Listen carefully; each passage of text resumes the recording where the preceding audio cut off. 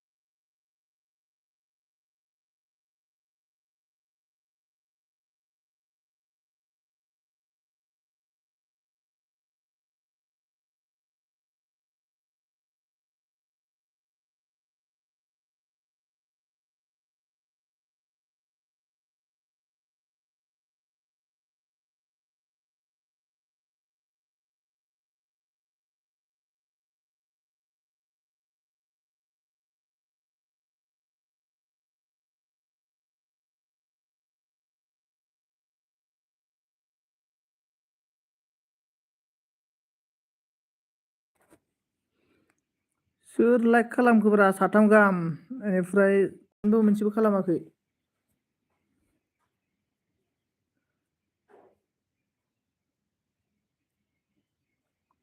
दोननोसैलै guys दिनै रावबो माथो गैया माथो सासेबो। दिनै सासेबो गैया एक भी नहीं है मतलब 3 थांलाय फैलाय कौन कौन है प्लीज कमेंट तो मैं भी समझ में आएगा कौन कौन है मेरा एलबी में। तो मैं भी फिर इन लोग के पास मतलब एलबी में जाएगा। जो पर्सन लाइक दिया है ना इसको thank you so much. Thank you thank you.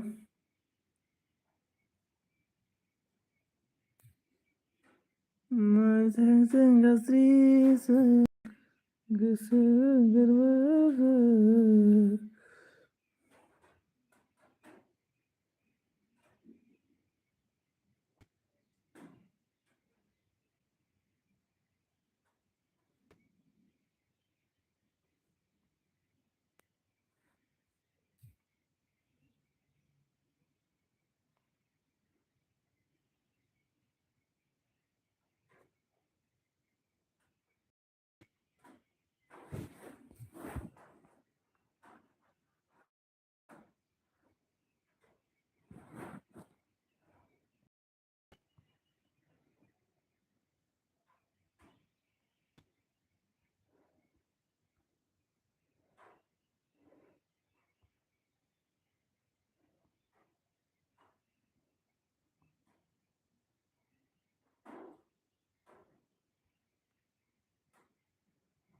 साला कमेन्ट थाबथादोंमोन नामालै?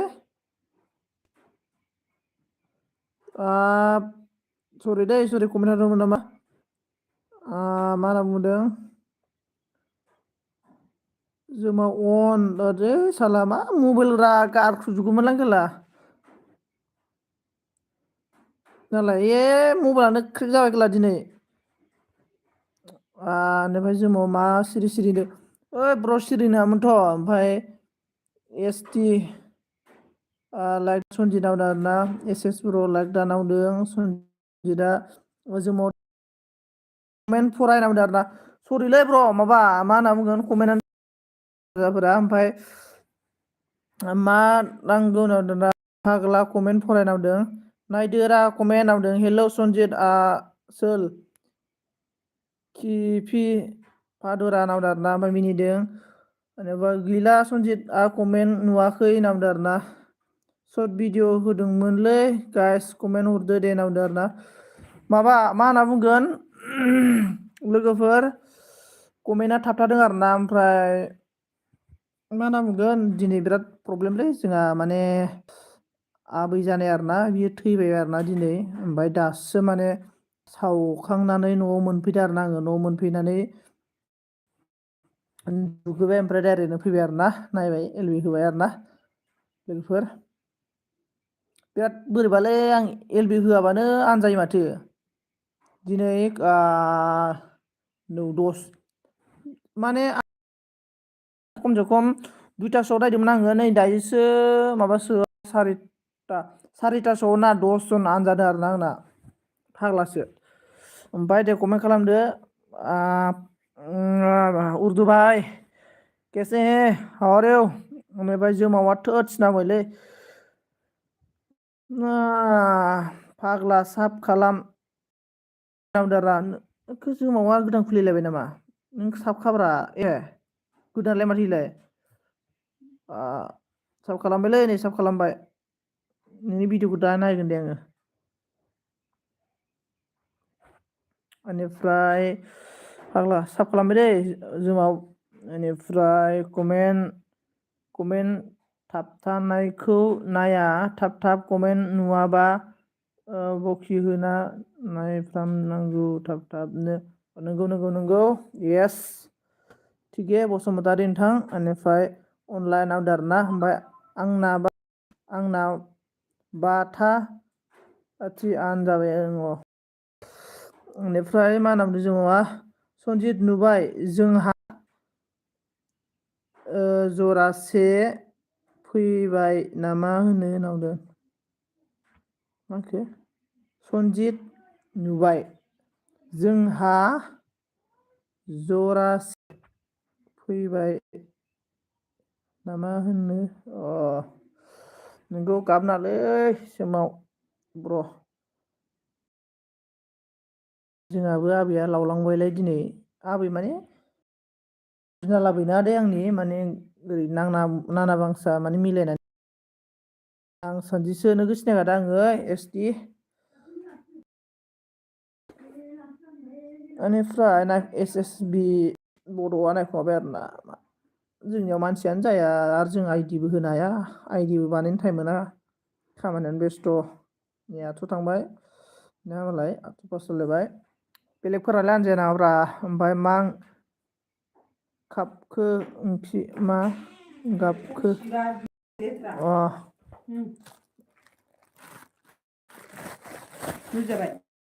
मुलि जाबायलै गुदुं दुंथारबाथाय साहा फुदुङाखै नामा दिनै गुदुं जा गुसु साहाबो गुसु मोनजाबाय ओमफ्राय गुदुंबो लासै उनायखौ बिना लाना फैबाय गुदुंखौ सोना हर होननानै ओमफ्राय समाव फैबाय होनदों ओमफ्राय फैखायो आरोथ' ओरैनो दुखु नांदों आं कमेन्ट नुवा बा थायोनो आंहा 6था आन जाबाय मा होनो आंना जाबाय थायो आंनाबो जायो ओमफ्राय होमबाबो दं आरोना आंथ' ओरैबायदि सम मोनसे सानो आरोना भिडिअखौबो जोंनिखौ रावबो नाया माबो नाया मा जागोनब्रा बिदि सानो आङो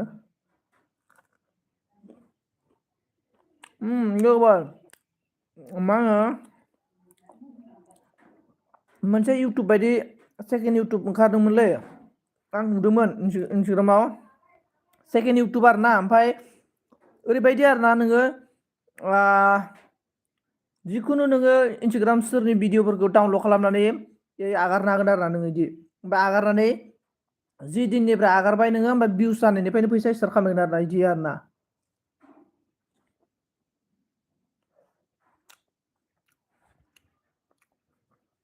इउटुबनाबो मोनसे इउटुब स्टुडिअ मोनसे ओंखारदोंमोनलै एप्सआ दङ बेन जायाखै आरोना दङ एकदमबारे माबा खालामो आरोना इउटुबखौ मा होनोमोन भाइरेल खालामो आरोना भिडिअखौ ओमफ्राय आंना मा बुंनो नों जेराव थाङो बेवहायनो थाब ब्लु दे दे ओंखाम संनि दे होनना बुंदों ओंखाम संनो मा ओंख्रि संगोन नै नोंना 6:00 सनाम हेल' सनाम how are you बारे 1K wow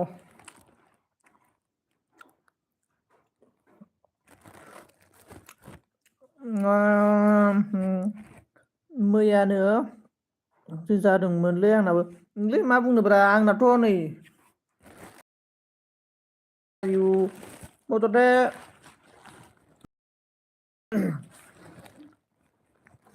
खस्थ'लै बुदनो इउटुबावबो सिना जाना मथथे इउटुबार जानो थाखाय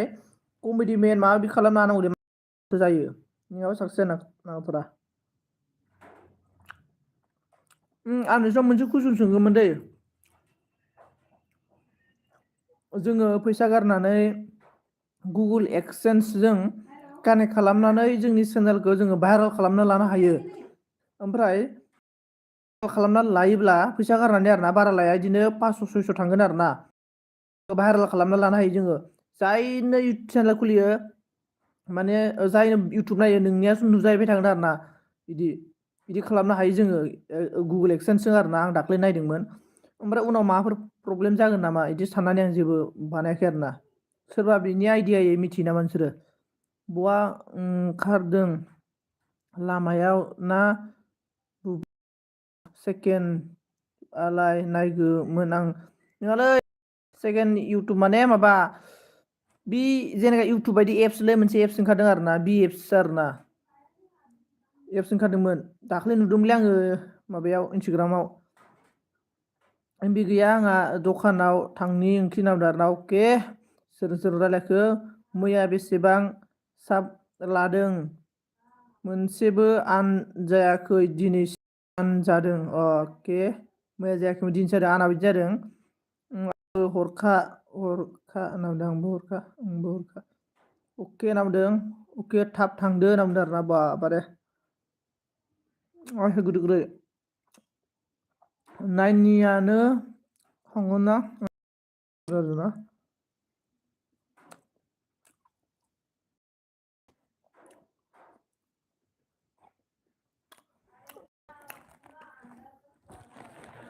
मा खबर जोमाव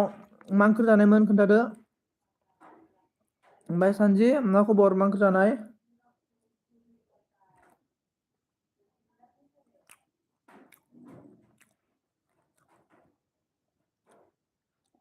आंना 30ता साब मोनसेबो आनजायाखै दिनै आरोना 13 आन लानायानो आन जादों आरोना मैया 30 लानाया जेबो आनजायासै ओमफ्राय दिनै 13ता लानायाव दिनै आनजाबाय आरोना आंनाबो मैया आनजायाखैब्रा दिनैसो जादों ओमफ्राय माबाया आङो आइया सानसेयाव 10ता आइदि हरगोन होननानै हराखै बाला हायासै आरोना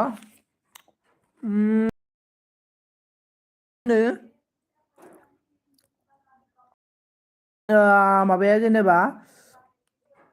गोदान मानसिफोर बिराद आंनाव दिनै बुंहरदो आरोना ब्र आं नोंनिखौ साब खालामबाय आंनिखौ खालामदो ब्र नोंनिखौ साब खालामबाय आंनिखौ साब खालामदो आं निउ जयनिं फ्रेन्ड निउ लोगो बेफोरबायदि होननानै खमसे खम 6ता 7तासो फैदों आंनाव आरोना दिनै ओमफ्राय गासिबनिखौबो आं भिडिअ नायनानै साब खालामहरजोबदों ओमफ्राय इसोरबोथ' हरदों जानांगौ बिसोर हरासै नामाब्रा आंखौ उल्लुसो खालामबाय नामाब्रा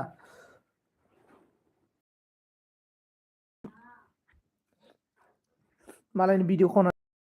जानोसै आं र' फिलिम आं मोसौ बेदरजों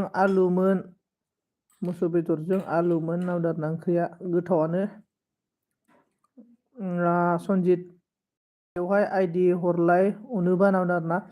आइदियानो गैया आंनाव मोननै दं आरोना आइदि ओइयो जोंनि बिफायाबो बेसो दंना दा बेनिफ्राय माबोरै हरगोनथाय आङो नोंना नामानो जोमावा मोननै जाबायलै र' जोमाव अफिसियेल जागोन दे आङो बे गियाननि बिफाफोरजों दा हरलाबायगोन आङो गियाननि बिफाजों हरगोन दै बेनिफ्राय दा हरगोन आङो एलबि दोनबा ओमफ्राय नोंनिया 30आव 6ता आनजादों आरोना अके ओंखाम संनि दे आं अन दे समाज एसटि नामखौ बुंलायलायासै आङो एस थेंक इउ स' माच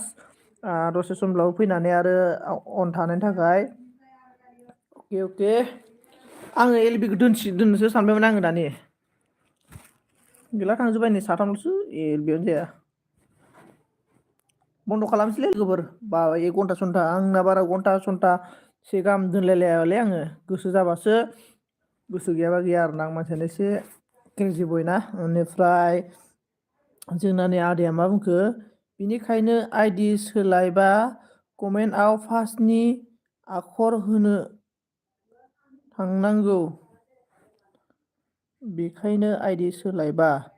कमेन्टआव फार्स्टनि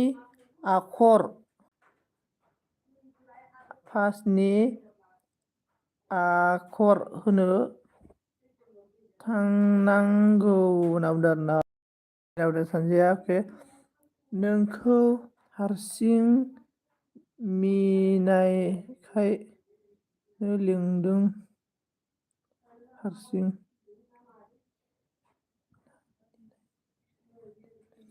नुनायखाय लिंबोदों अके हारसिं नुनायखाय लिंबोदों आरोना ओमफ्राय मा खबर नों रायलायफिनबाय नामा ब्र जिन्दगि कहने बाला एलबि बन्द' खालामसैलै आङो ओरैनो बेखाराव दा थागारला मा बुङो लोगोफोर जोमाव बर' मा बुङो रावबो फैया आंनियाव सोर सोर फैया होमबा ना इसिनाव थांला आंगोला दिनैनिफ्राय आरो ना जाय आंनियाव फैदों इनियाव फैगोन आरो ना आङो ओमफ्राय जाय आंजों क्लस इनावल' थांसिगोन आं दिनैनिफ्राय एकदम सारा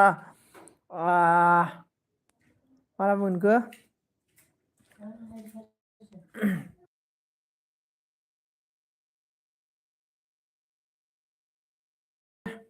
सारा सैमा फाग्ला बायदि गिदिङोमोन आरो ना आङो सैमा फाग्ला बायदि गिदिंखायो आरो ना आङो एलबियाव ओरै इनाव थांलाय टाइम मोनाबाबो नैलै लाइकल' होनो फैबाय होनैलायथारोमोन आरो ना आङो ओमफ्राय बाट आंनि जायगायाव लाइकबो होनो थाखाय रावबो फैया आरो ना जाय माने रावबोथ' नंज्लायला खोथाया जेनेबा फैदों फैनायालाय जाय जाय फैदों बिनाव थांगोन आङो बेनाव डाइरेक्ट थाङालै आंबो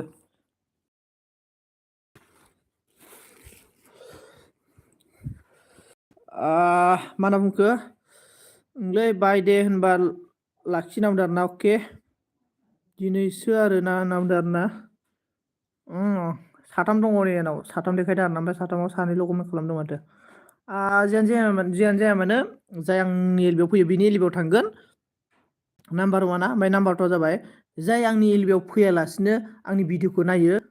बैसिनियावबो आङो इसिनि एलबियाव थाङालासिनो इनि भिडिअखौ नायगोन आरोना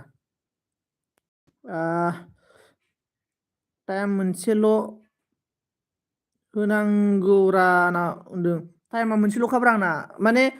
दिनै लेट जाबायलै मिसाखौलाय मा होनो दिनै जेनेबा आं सारायथायाव होयोमोन नालाय दिनै 5ता जालायदों आरोना होमबाबो माथो र' दसे थाथ' होनना बुंदों आरोना होमबाबो ब्र नै दंब्रा मानसिफोरा फैनो गोसोबा फैनो हायो मिसाखौलाय मा होनो आंनोलाय खोना लानोसै मोनसे फैनो गोसोबा फैनो हायोब्रा मानसिफोरा नै मिसाखौलाय मा होननो गासिबो अनलाइन थाजोबखायो खिंख्लिं जाखांहैयो नै मानसिफोरा नै सासे सानै साथाम साब्रै साबा सय सात आट नय दस 11 12 13 14 15 16 17 नै दङ 17 जन गाहाम मा होनो अबाव थांखो दङना मानसिया 17 जन गाहाम मानसि दङ अनलाइन दंजोबो मा जाग्ला जोबखोब्रा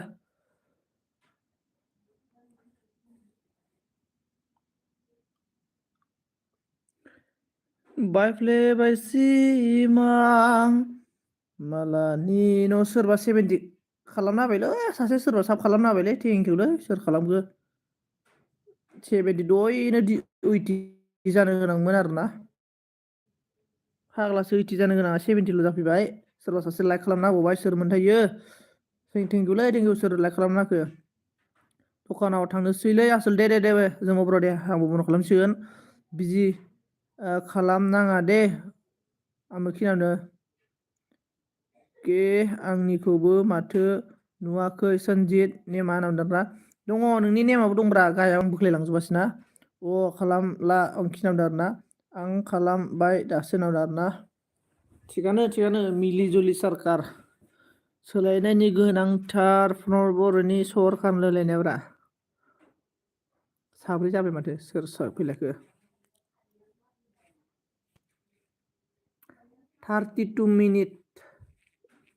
1 घन्टाथ' नांला आंनो थेंक इउ स' माच गाइसफोर दसे समब्लाबो नुजाफैनायनि थाखाय नै सोर फैग्लायखो राजपुत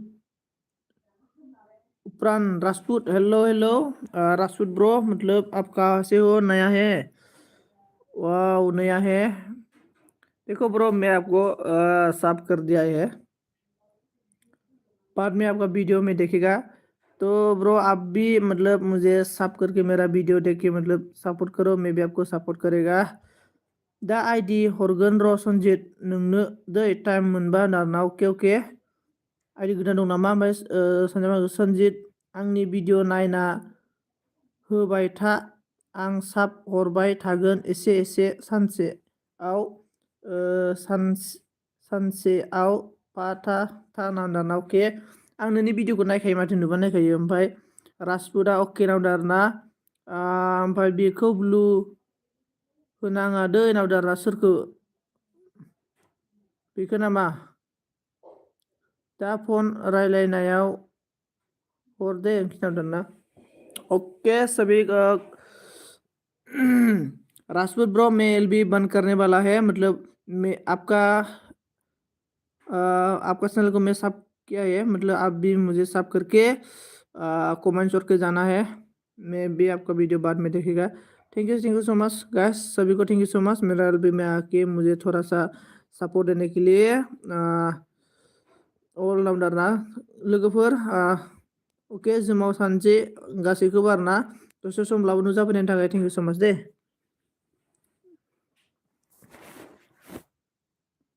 नै अखाफोरा एलबि होबाय।